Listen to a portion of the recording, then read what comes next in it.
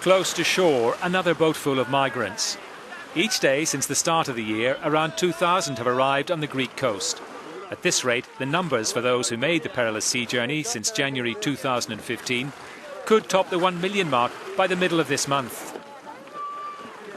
Many have waited for days on the shores of Turkey, in places just 8 kilometres from the Greek island of Lesbos. More and more women and children, some of them very young, are crossing by sea.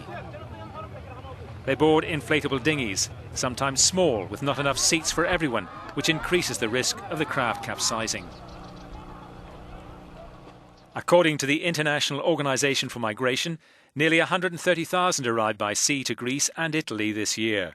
418 people have perished or disappeared. A higher number have landed in Greece than in Italy.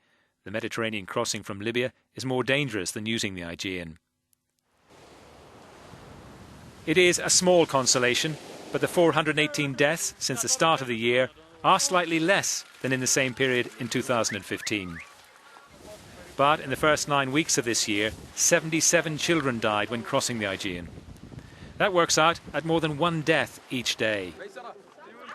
It is just over 3 months since Turkey and European leaders struck a deal to try and control the flow of migrants to Europe, but still they are crossing the Aegean Sea.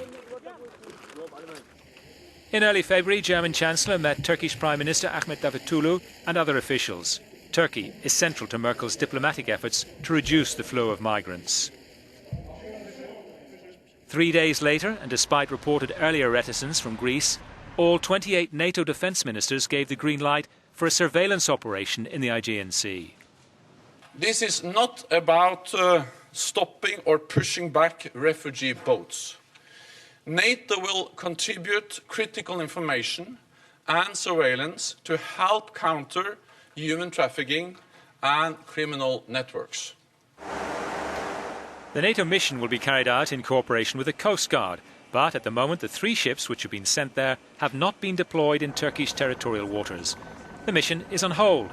It's understood negotiations between Turkey and NATO are still ongoing. The issue of operating in this area is a sensitive one between Turkey and Greece.